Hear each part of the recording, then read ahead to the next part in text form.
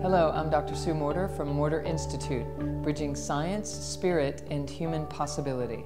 For over 30 years, I've been teaching healthcare practitioners, patients, and students integrative approaches to wellness based in quantum science and energy medicine.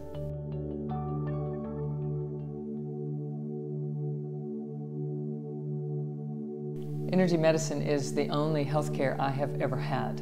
I've never gone to the doctor for an ailment and received a prescription for an antibiotic and then taken that to the pharmacist and received something and taken it home and swallowed it in order to get well. What instead I have been exposed to are these concepts that the body is designed to heal itself, and it can if the communication system is running properly through it, that it was designed to run it. If the body is aware that there's a problem, it will automatically begin to fix it. And the only reason that it wouldn't be aware that there was a problem is if something had gotten short-circuited along the way. Perhaps a big trauma short-circuited us and shut us down. Perhaps an accident or an injury shut us down in some way. And in that short-circuiting, then we begin to implode and suffer, and cells break down and systems break down, etc. I had the wonderful opportunity of being raised in an environment that was investigating that constantly. My father was a pioneer in energy medicine. As a chiropractor, he began to wonder, why did some people heal and others didn't? And it led him into the study of energy flow through the body and the things that affected that energy flow. Unresolved emotional issue is the #1 reason that energy would stop flowing, that would short circuit in an individual, ultimately leading them to headaches or allergies or asthma or injuries that wouldn't heal themselves. And so, in the process of growing up with that, sitting around the dinner table talking about quantum science and the fact that we create our own reality, including how well our bodies are able to heal and respond in any situation, I was exposed to the idea that it was up to me, that I had to recognize and find my own sense of power in the world and to find my own voice to be able to stand clearly in a place that would allow my system to flow naturally. Well, that wasn't my natural starting point. I was actually quite shy and rather intimidated as a kid. I was growing up with this man that was so brilliant, and what could my voice possibly add to the conversation?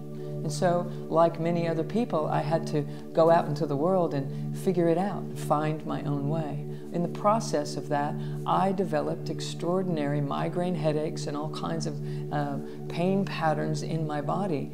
And I was drawn to discover some way of finding a sense of self that I didn't have. And I was drawn to meditation. In the middle of learning meditation techniques, I began having extraordinary experiences of realities that I had never been exposed to before. A sense of self was coming forward that I had never felt before, and I knew there was something in this for me.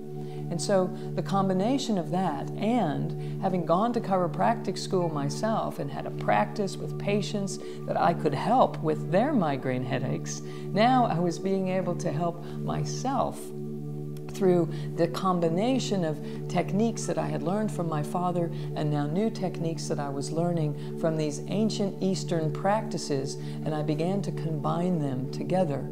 And as I did, I not only was able to sustain this elevated experience that I was having in meditation, I was also able to self-heal. I healed a scoliosis in my own body, my migraine headaches healed, all because I was recognizing a new version of myself, having the internal experience of myself, not an intellectual experience, but a felt sense of self that was new, that was powerful, and that was magnificent. And as I began to cultivate that, I began to share that with other people. I shared it with my patients. I began to share it with colleagues, other doctors that were working with patients, and I began to find that students were coming to me, not just patients. People wanted to understand how this self-healing was happening for myself, for my patient base, whose symptoms were getting better faster and staying better longer, and they were moving beyond trying to learn to heal into an area of their lives that was allowing them to thrive and be creative and move forward in life and go ahead and ask for that raise, or go ahead and get the divorce that they were wanting to get but didn't have the courage, or go ahead and ask the person to marry them that they were shying away from out of fear of not getting the yes that they were looking for. All kinds of things began to unfold for so many people that I knew that I was onto something, and I began to codify it and see what was it that people were doing when they got better faster and they stayed better longer. What was it that I was doing that was allowing me to heal myself? What were we doing in common that was allowing a consistency, an unfolding of this healing principle?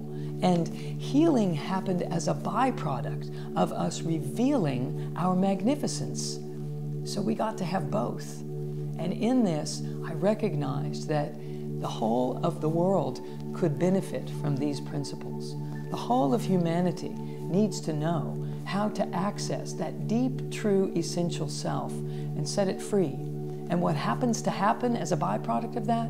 Headaches and back pain and neck pain and allergies and asthma and procrastination and insecurity and denial and rejection and shame and guilt and fear seem to melt in the presence of their true self coming out. If you'd like to learn more about Morter Institute and how energy medicine might benefit you in your life, please visit us at drsuemorter.com.